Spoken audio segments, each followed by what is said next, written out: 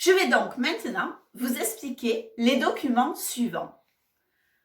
Prenons le document 5. Il s'agit de la saisie du référentiel, en l'occurrence APR, dans le logiciel Sacoche. J'ai envie de dire que c'est la partie la plus fastidieuse, puisqu'en fait, à l'aide du référentiel, on doit saisir chaque compétence et chaque savoir associé. C'est vraiment la partie, on va dire, la plus longue avant toute utilisation du logiciel Sacoche. En document numéro 6, vous avez ici les items tels qu'ils ont été saisis.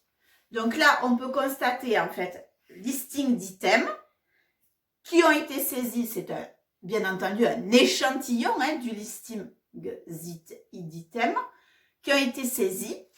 Vous avez ici dans la partie quadrillée, normalement, en fait, au-dessus de chaque colonne, le nom des élèves.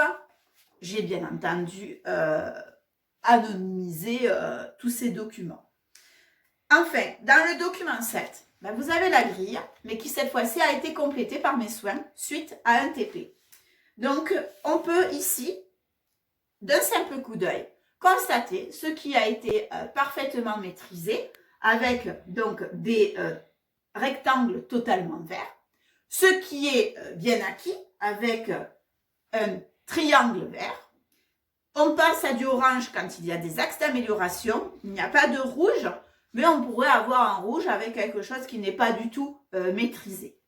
Donc, tout ce qui est non évalué, puisque chaque élève ne va pas être évalué sur tous les items, reste en non évalué. Un élève absent serait noté absent. Voici le document numéro 8, où en fait, vous allez voir en fait l'évaluation d'un élève à la volée. Je m'explique. L'expression évaluer à la volée peut déranger parce qu'elle peut être mal interprétée. Ce sont les termes utilisés dans le logiciel Sacoche. Il s'agit au moment où vous constatez que votre élève est absolument en train de maîtriser un des gestes professionnels. À ce moment M, vous pouvez, à l'aide d'une tablette ou d'un téléphone portable, saisir directement les compétences qui ont été acquises. Donc, vous sélectionnez l'item ou les items sur lesquels vous voulez l'évaluer parce que vous sentez qu'il est prêt. Pam, vous n'avez plus qu'à évaluer votre élève. Au fil de l'année, vous aurez plusieurs petites évaluations à la volée comme ça.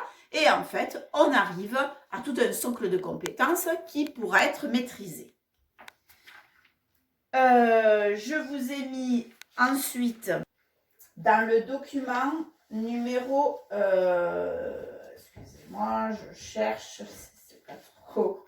Dans le document, j'ai le portfolio à l'envers. Dans le document numéro 9, je vous ai mis la page sur laquelle en fait on va générer une note. Donc, je m'explique. Vous allez en fait saisir vos compétences, mais cette année, dans mon lycée, nous sommes contraints encore de générer une note chiffrée.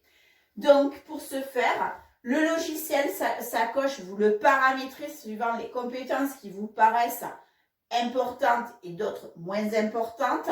Et le logiciel suivant les compétences que vous avez saisies, c'est-à-dire vos rectangles, triangles verts ou orange ou quand on passe au rouge, et va générer automatiquement une note avec vos paramétrages personnels.